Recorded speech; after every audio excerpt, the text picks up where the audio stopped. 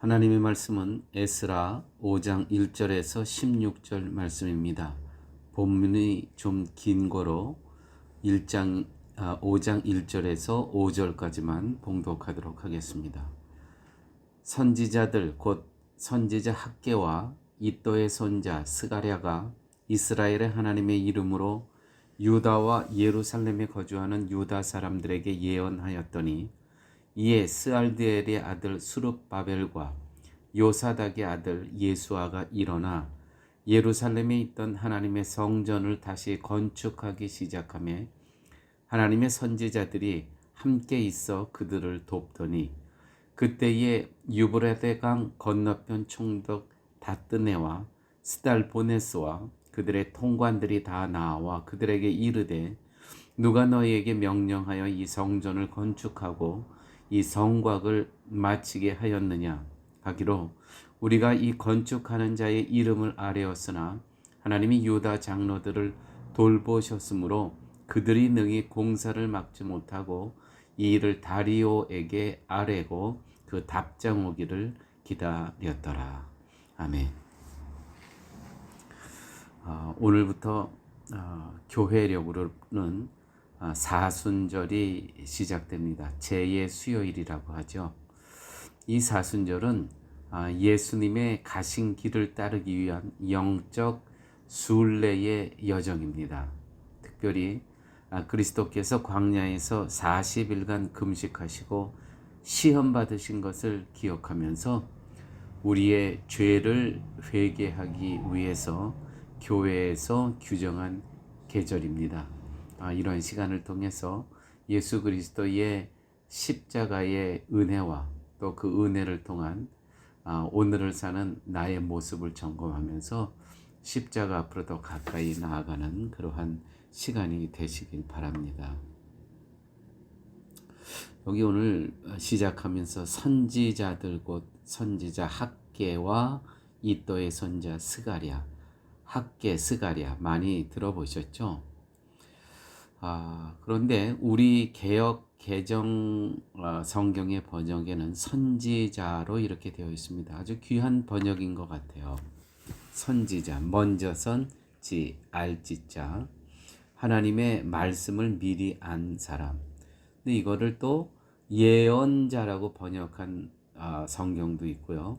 또 대언자라고 번역한 그러한 성경도 있습니다. 예수님 이전에 나타난 예수님의 강림과 하나님의 뜻을 알리는 사람들이 바로 이 선지자, 예언자 혹은 대언자들이었다는 것입니다. 예언자라고 번역했을 때 우리가 착각하면 안 되는 것이 점치는 사람들처럼 무당처럼 미리 앞날을 맞추는 그러한 것이 아니고요. 성경에서 나오는 이 선지자 또 예언자, 대언자라는 것은 예수님 탄생 이전에 구약 성경에서 나타난 예수님의 강림과 하나님의 뜻을 알리는 사람이라는 것이죠. 전하는 사람. 그와 같은 것이 바로 선지자다, 대언자다, 예언자다라고 기억하시면 좋을 것 같습니다. 오늘 본문 이전에 회방과 성전 건축에 대한 회방과 탄압이 그 사마리아인 후세들로부터 굉장히 심한 회방과 탄압을 받았습니다. 오늘 이 5장의 이 배경은 다시 시작되는 성전 건축의 역사입니다. 4장과 이 5장의 그 연도의 차이는 한 16년 후에 그 4장 이후에 16년 후의 사건입니다. 다시 성전을 이제 건축하기 시작하는데 중단됐던 성전입니다. 이것을 다시 시작하는데 하나님께서는 사람을 통해서 다시 중단됐던 성전을 건축하십니다. 학개를 통해서 스가랴, 선지자들을 통해서 일하시기 시작하십니다. 일어나 건축하라는 것이죠. 이 두 선지자를 통해서 하나님 하시는 말씀은 일어나 건축하라는 것입니다. 이 선지자들은 이 스가랴와 학개는 도전을 줬습니다. 권면을 했습니다. 격려를 했습니다. 이스라엘 사람들은 하나님께서 보내신 선지자들의 끊임없는 격려를 받으며 성전을 건축하였다는 것입니다. 물론 이들이 격려하고 권면하고 도전을 줬지만 하나님께서는 하나님 스스로 주도권을 갖고 일하신다는 것입니다. 오늘 이 학개라는 이 선지자가 등장하는데 우리 학개서에 보면은 바로 오늘 이 본문에 나오는 배경이 그대로 학개서 1장부터 이제 시작이 되는데 내용은 뭐냐면 학개의 메시지는 뭐냐면 너희들은 성전 건축을 중단하고 너희 집 짓기에 바빠 있다라는 것입니다. 이게 도대체 맞는 상황인가? 개탄을 하면서 그렇게 하면 안 된다는 것이죠. 성전 건축, 너희들은 너희 집 살 집을 그렇게 호화롭게 잘 지어가면서 어떻게 성전 건축은 중단하고 있느냐?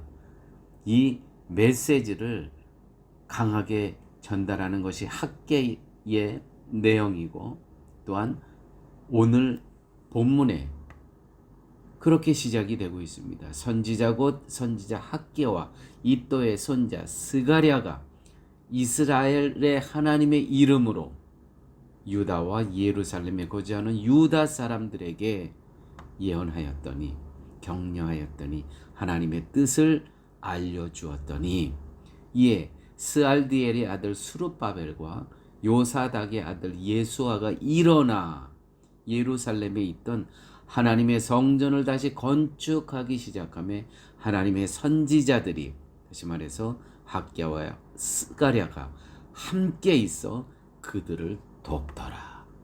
할렐루야. 여러분, 목사의 역할도 이러한 본문을 통해서 다시 한번 생각하게 합니다.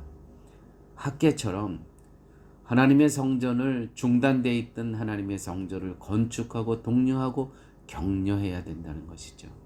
마침 우리 사랑의 교회도 지금 새롭게 교회를 재건축할 시점에 있습니다.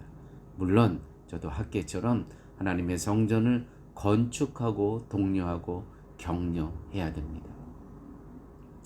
그러나 저는 독려는 하되 도전을 주고 권면을 하되 독촉하지는 않겠습니다. 독촉하게 하면 제가 하는 것이고 독려와 격려와 위로를 통한 메시지를 전하는 것은 성도님들께서 성령 하나님과 함께 성전 건축을 해 나가시는 것이죠. 교회의 건축. 저는 여러분, 제가 정말 목사로서 제가 정말 해야 할 일은 외적인 교회 건축과 함께 제가 정말 해야 될 것은 성도님들 내면의 성전을 건축하시도록 격려하는 것이 제 몫인 것입니다. 이것이 목사의 몫이며 책임 아니겠습니까? 고린도전서 3장 16절에서 17절 말씀입니다. 너희는 너희가 하나님의 성전인 것과 하나님의 성령이 너희 안에 계시는 것을 알지 못하느냐? 누구든지 하나님의 성전을 더럽히면 하나님이 그 사람을 멸하시리라. 하나님의 성전은 거룩하니 너희도 그러하니라. 여기서의 이 성전은 너희가 하나님의 성전이에요. 우리 자체가 이 몸이 하나님의 성전이라는 것. 그러므로 사랑하는 사랑의 교회 여러분, 우리가 외형적인 교회 건물도 건축해 나가지만 그것만이 이 기간 동안에 해서는 절대 안 됩니다. 우리의 내면에 무너졌던 하나님의 성전이 건축돼야 됩니다. 다시 세워져야 됩니다. 그래서 내 안에 지성소에 성령 하나님께서 머무실 수 있도록 너희는 너희가 하나님의 성전인 것과 하나님의 성령이 너희 안에 계시는 것을 알지 못하느냐. 그 성령이 우리의 성전의 지성소에 계셔야 되는데 누구든지 하나님의 성전을 더럽히면 하나님의 성전을 더럽히면 어떻게 돼요? 그 사람을 멸하시리라. 오늘 저희들에게 주신 하나님의 말씀입니다.